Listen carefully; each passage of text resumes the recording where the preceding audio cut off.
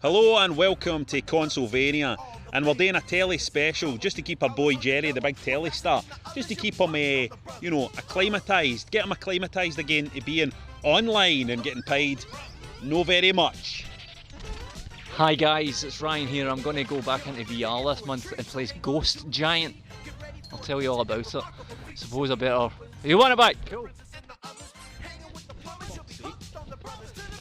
I'm going to be reviewing a game called Deathmark. What? Skidmark? No, Deathmark.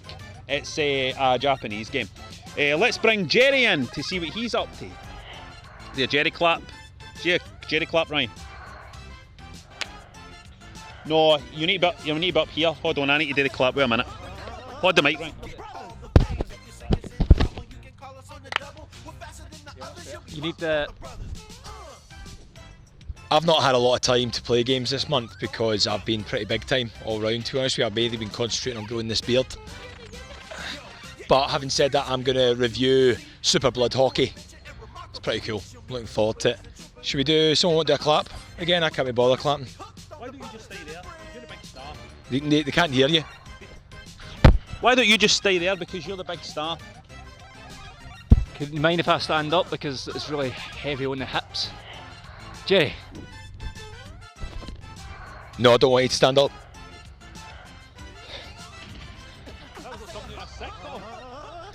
It's a sitcom special.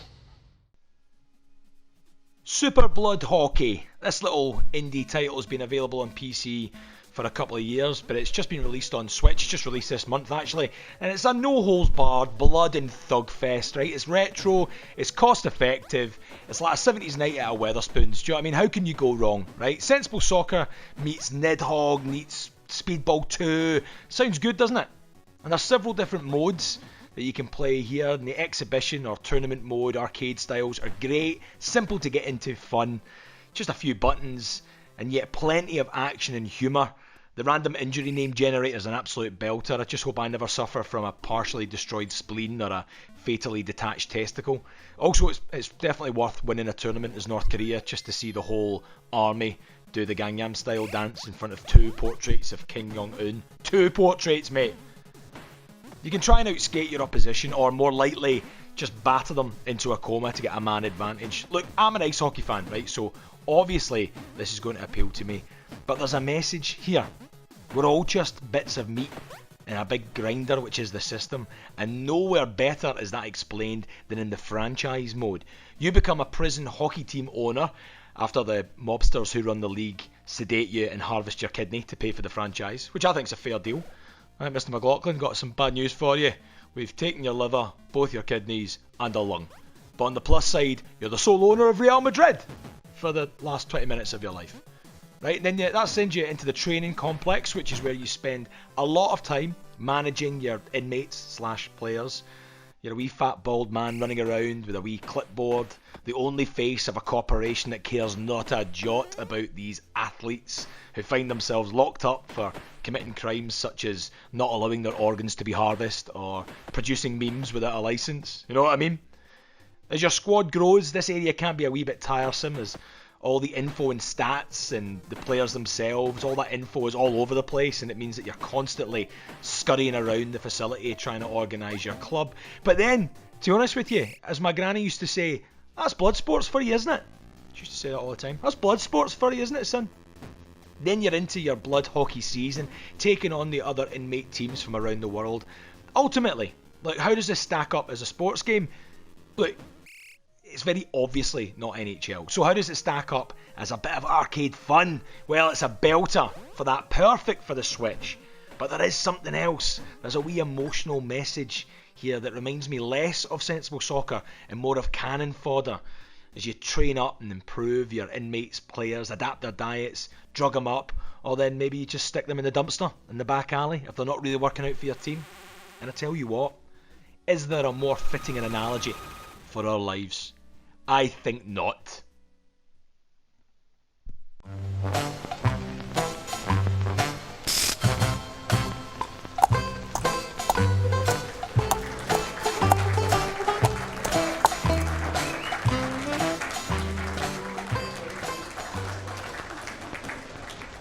Where are you, you horrible old man. Your boxes are all done. I don't know why I bother, I really don't. What have you been up to? You've been doing nothing all day, I suppose. I've been working hard, didn't I? What have you been doing? Chasing girls? Well, the last time you chased a girl, it started the Great War. Shut up. Don't talk to me, you'll cover me in microbes. Hello, chaps. Don't talk to him, get out of the way, you horrible old man. What can I help you with, sir? My name's Major Douglas Stoner, and I come here. You came to my house just recent. I think I gave you a whole load of scrap, and I wondered if I could have it back. You Sold see, it, mate. Sold it. Don't listen to him, you horrible old man. A soldier, you say? What an honour. I have to tell you, I gave you a whole load of old computer games to take away to your scrap yard. Sold them, mate. They're sold. Just bugger off. You'll cover him in microbes. Bugger off. But I recently discovered that I also accidentally gave away a Spyro the Dragon game. Who would have thought that would be worth anything? It's Spyro the Dragon game, rubbish, wow. rubbish game. Turns out it's worth a fortune. I just wondered if I could get it back. Oh, of course we'll find out for you straight away, Sergeant Major. Just give it to me, toot sweet, sir. And maybe I'd give you an honorary title. Oh, well, that sounds all right, doesn't it? Yes, sir. Get What it. is it? Spyro the Dragon, you stupid old man. Well, hand it over. Harold. What's happening? It's worth a lot of money. That doesn't matter, he's from the army. So what? Hand it over. It's a big Oh, you can't talk to army people like that. They're allowed to be. They're in the army. Oh, I don't know why I bother. I Hand really it over don't. then. There you go. That's worth a fortune. I'm a con man. Better scarper. He's on the scarper. Harold. Whoa! On your scarper, Harold. Whoa! Harold.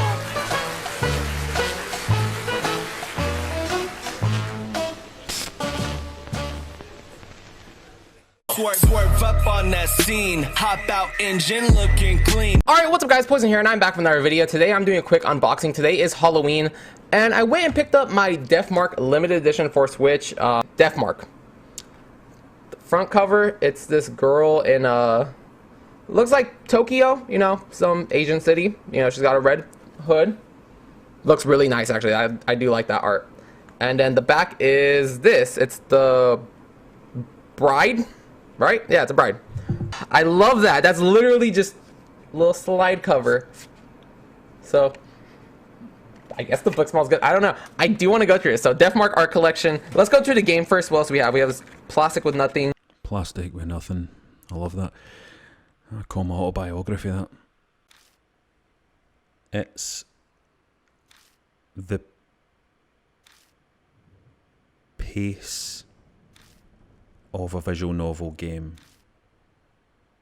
that really sets it apart from other video games you might play. Deathmark on the Switch, for all its gimmicks and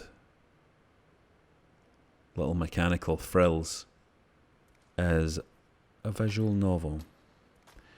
And a visual novel is seems to be a peculiarly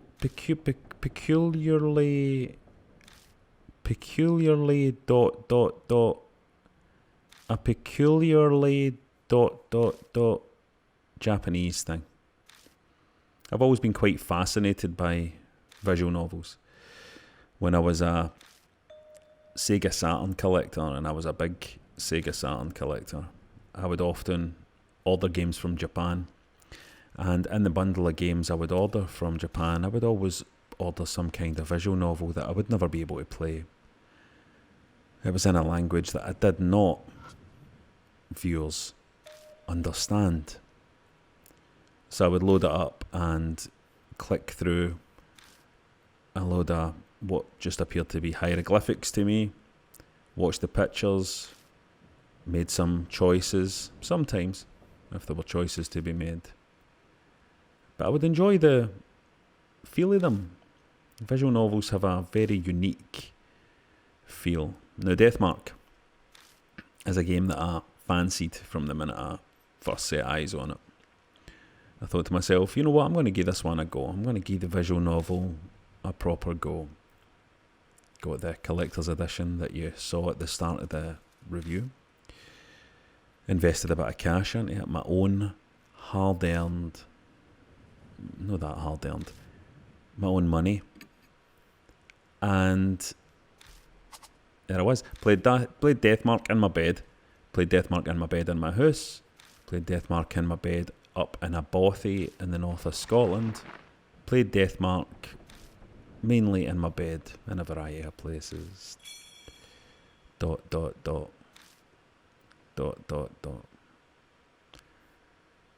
anybody who isn't clear how a visual novel game works, really you're just pressing a button to progress through a story. Now, what is different about this game, different to a lot of visual novels out there, is that you can navigate through the environments. You can push up on your D-pad to move forward. You have a wee map up in the top corner of the screen. There it is. And using that wee map, you can walk around your environments. Also, you have little files that you can read up on the storyline and stuff like that. You can read up and get some extra clues and things like that. You can search around, click on things. We bet you a kind of point and click adventure feel. Not a hidden item game. Oh, there was a wee ghosty appeared there. It's not a hidden item game before you get excited. It's more like you would see something sparkling here. You would press on it, you go and look, and it would explain what it is you're looking at. It's very, very simple. It really is still just a visual novel game telling you a story. ... What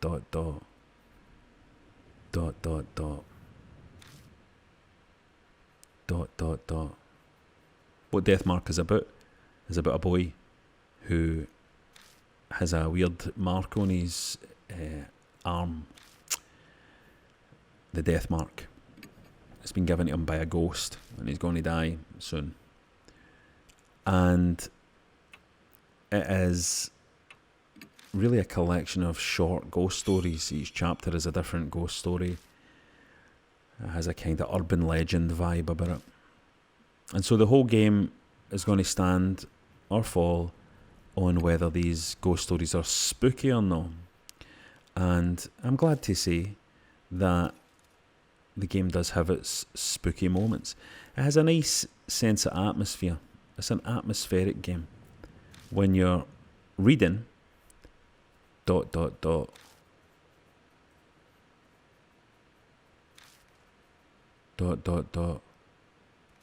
Often you can just hear the wind blowing.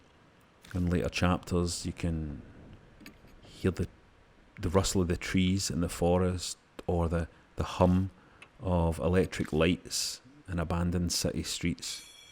So it has a nice spooky vibe to it. It also has jump scares as well, and the jump scares aren't super effective, but they're effective enough. It throws up some horror visuals for you to have a look at. It also has a wee bit of an issue though, as many of these Japanese visual novels games have, of lassies in their underwear and stuff like that. It likes to do that kind of thing, but I guess that's just a trapping of the genre, and it would feel a wee bit kind of shallow to have a go at it for that, because that's it's part of the deal with the visual novel thing. The writing is maybe not as good as I hoped it would be, but it is a translation, so you have to get a bit of leeway there as well. Oh, by the way, there's also boss fights. Here's me fighting a boss. A bit of a spoiler, I suppose. Not too much of a spoiler. This is just the end of the first chapter. And the boss fights work. Every boss fight is kind of the same. The boss approaches you, the ghost, the spirit approaches you, and you use the information that you've learned to choose the correct items to combine and use to fend the ghost off. Works fine. Chapter 2 had me a wee bit confused for a while. Chapter 3 was pretty sweet. The game comes with a recommendation from me because it's something different. It has a nice atmosphere to it. It's a nice thing to play in your bed when you just kind of want to tap through. And finally, the art is fantastic. The visuals are great. You know, everything. The actual illustrations are brilliant. That was something I really enjoyed about the special edition. You get the art book and stuff. So the game looks good. But, I mean, this is for a very particular type of person. I don't think this has really converted me into being a visual novel game fan. But, I do enjoy the slow-paced, long-winded nature of ... this game and ... this review.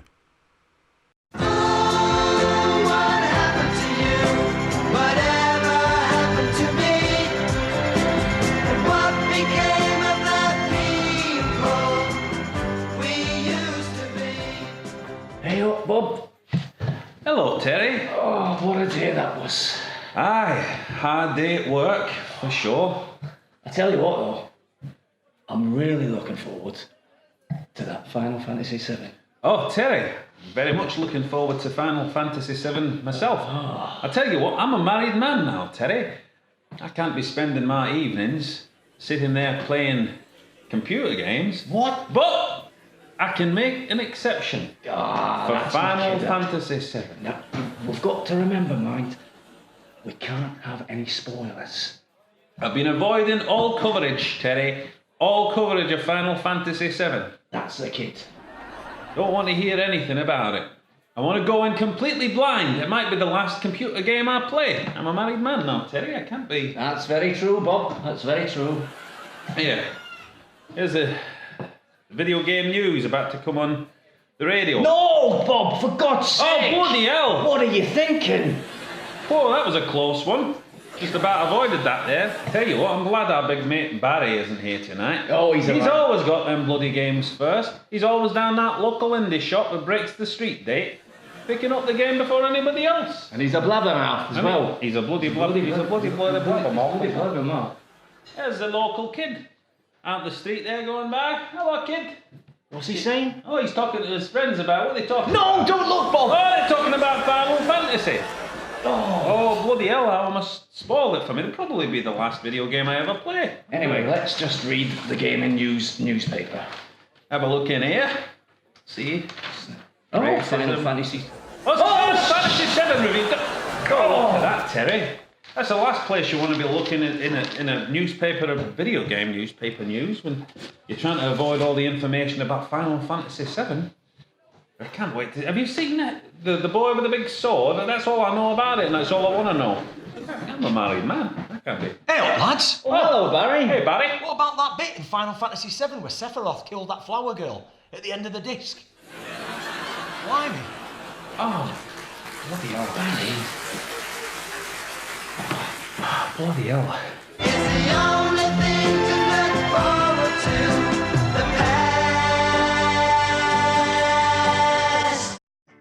Alright guys, doing something a bit different this month. Doing an audio commentary for the... Do you not think it was strange that that game was posted without any packaging? Doing an audio commentary for this month's intro, because it's not a typical quirky intro, it's right at that point there where it ceases to be a quirky Consolevania intro, because to play Ghost Giant, I've realised you fucking require 2 move controllers. Luckily, out of the kindness of his heart, my flatmate, getting a bit emotional here, my flatmate has donated to the cause a load of his old guff that he doesn't want anymore, so I'm going to take that down to CX, trade that and get some move controls. You know what I mean? Some people just like giving. Beautiful to see. It's beautiful. Bad for the environment anyway, though, the plastic. I paid a lot of money for Well, you'll get a lot of money for them, they're worth a fortune, mate. And I'll get my Super moves. Mario. Yeah, it doesn't look it, but honestly, this is the happiest I've seen him. And since the breakup, I think this is the happiest I've ever seen him. I know it doesn't look it. He looks flustered and stuff, but he's having fun. He is, in his own way, having fun. I don't think you should have done this, Richie. I mean, that Oh no, I wouldn't have done that, to be honest. I wouldn't have done that.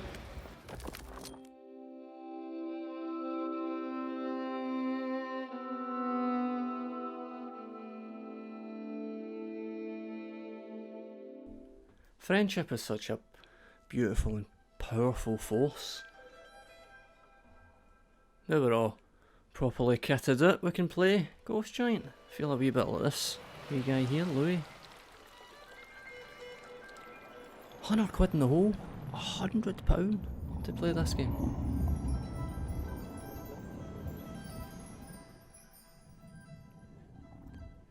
Me oh my though, what a game.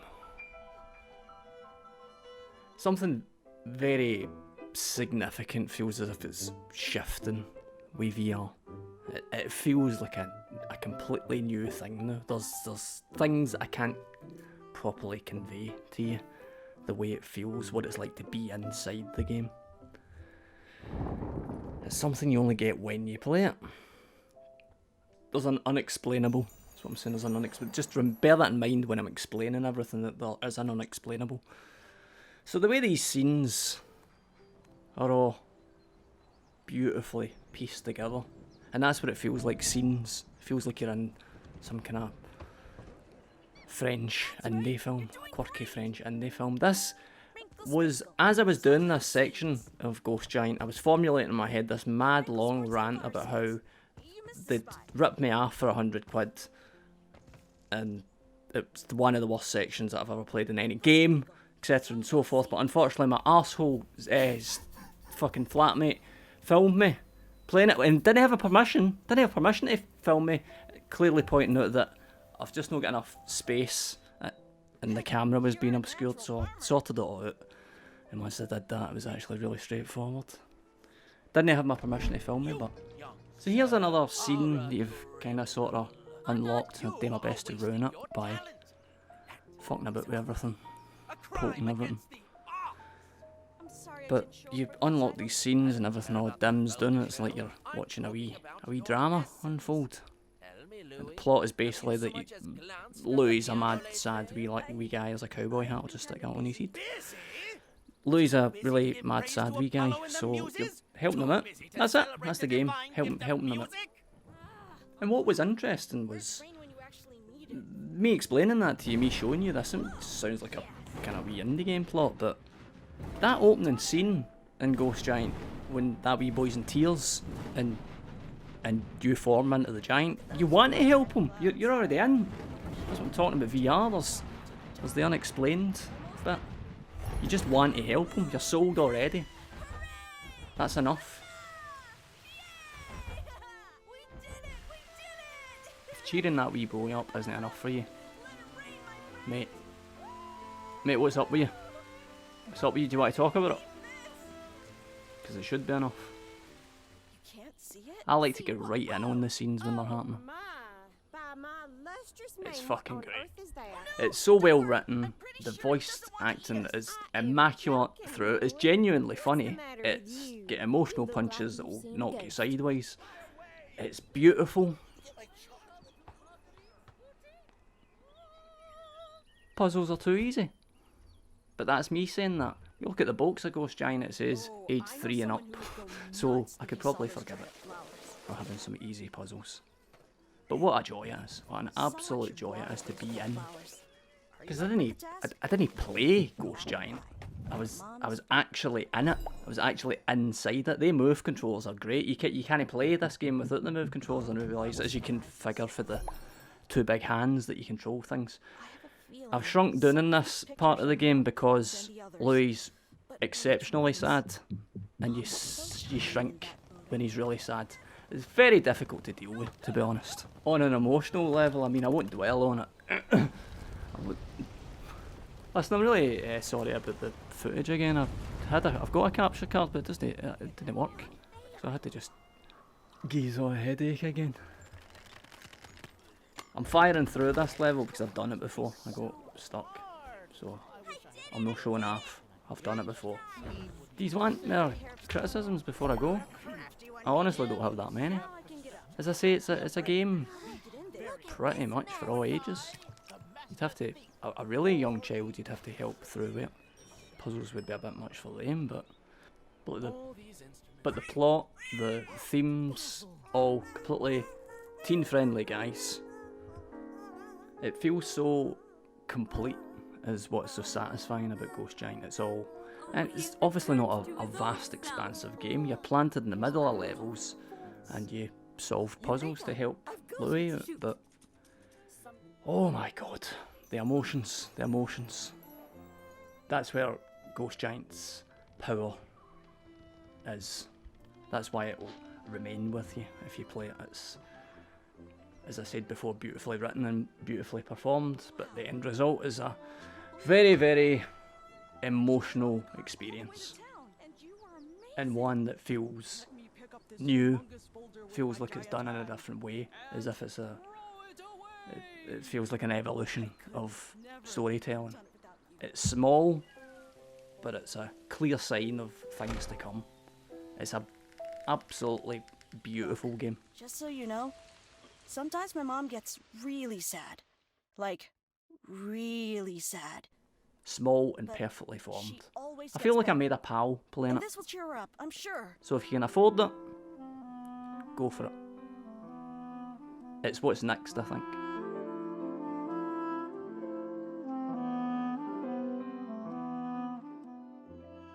Our whole universe was in a hot, dense state that nearly 14 billion years ago expansion started. Wait, the earth began to cool, the autotrophs began to drool, Neanderthals developed tools, we built a wall. We built the pyramids, math, science, history, unraveling the mystery. It all started with a big bang.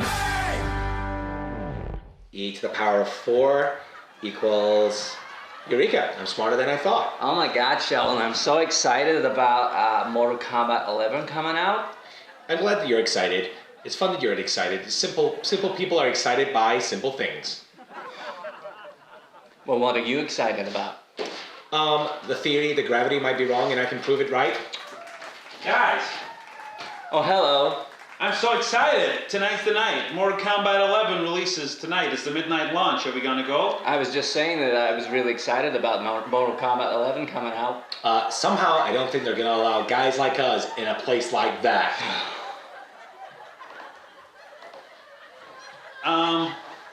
Well, I'm gonna head down to the midnight launch. I tell you what, the last launch I was this more excited about would have to be the Elon Musk's rocket launch, when you launch the car and you put the car into space with David Bowie on it. I like Harvest Moon. The only launch you guys should go ahead and farm then, farmer. The only launch you guys are going to be doing is semen from the end of your penises. So, Sheldon, why don't you give up studying for one night and enjoy some Mortal Kombat? Oh, let me see. Why is that? Maybe because I've got 4 masters and 6 PhDs? Tell you something, when I see this Mortal Kombat 11 on the shelf, you know what I'm gonna say? I'm gonna go say the catchphrase from the video game. Get over here! Hey. Okay then. I'm excited that, you know, Ronda Rousey is doing the voice of Sonya Blade in New Mortal Kombat 11. Hey, she's a UFC fighter. I wonder what UFC stands for. Actually, she's in WWE. Oh, you got me there. Touche, farmer. Do your touche, farmer. I wonder, what does UFC stand for? I know what it stands for. Unbelievably flamin' cool. Get over here! Hey, what's this you're playing? Oh, it's a new game. It's called Einstein's Theory of Coolativity. Is it? No. Bazinga! Bazinga!